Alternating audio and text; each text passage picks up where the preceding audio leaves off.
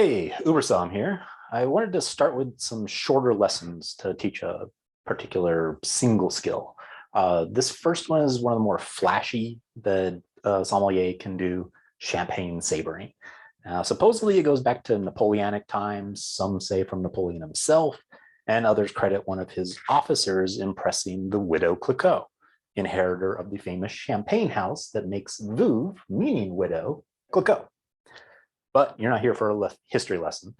You're here to learn how to impress people at the party without ending up with a handful of glass and suds and your face on YouTube as another champagne saber fail.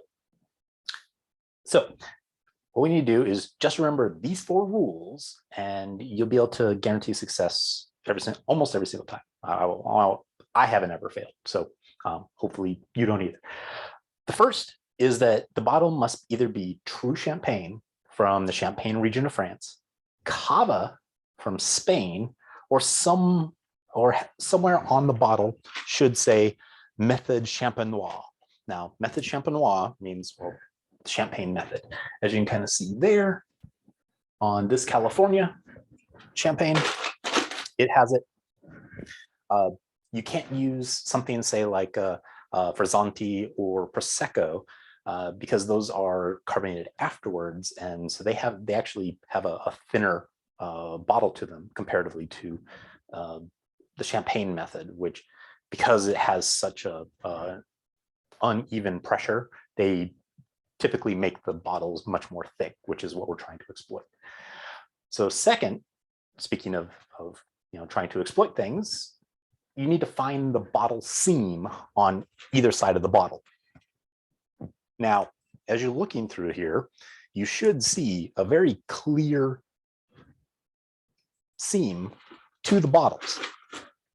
If you don't, keep looking, because they should have it no matter what. If you have, again, cava or champagne or method champenois.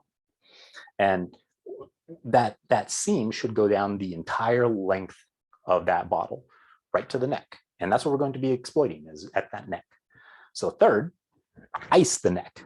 As you can kind of see here, I have just a very narrow container filled with ice up to about the neck.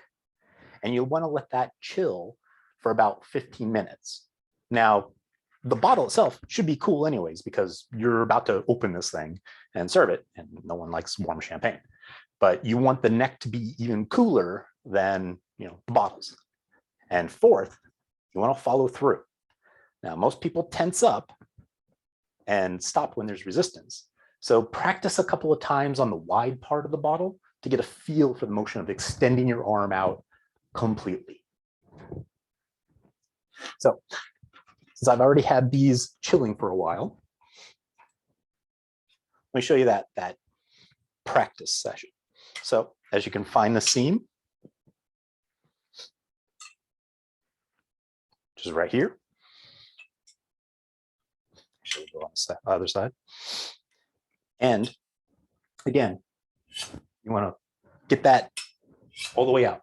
Now, I have a champagne saber, but I'll also be showing you that you can pretty much use anything that is kind of blunt.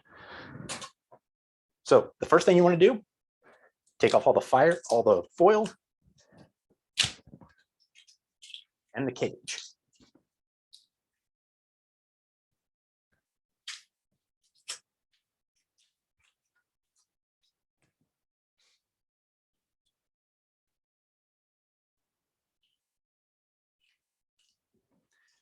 All right, so now that that's off, open this thing up a little bit so that I can actually get through the neck.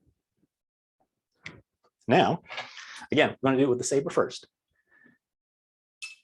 And point it away from everything that you don't want to hit, because this is going to come out at a very high pressure. So run along here and wow. And there you are. Now, do be careful, because this top here is very sharp. And also, this stuff is very sweet.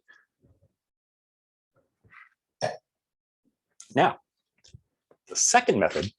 So as you can see here, I have my wine glass. That's what we're actually going to use to open the second bottle of wine, or the second bottle of champagne. So again, take off the foil and the cage.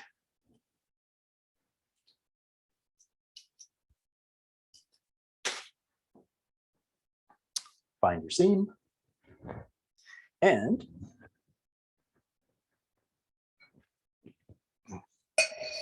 guiding that same, the base of this against that same seam, and you're going to follow through just the same. Now it might take a little couple times, but there you are. So with that done, hopefully you can try to use this at your next New Year's party and enjoy. See you guys.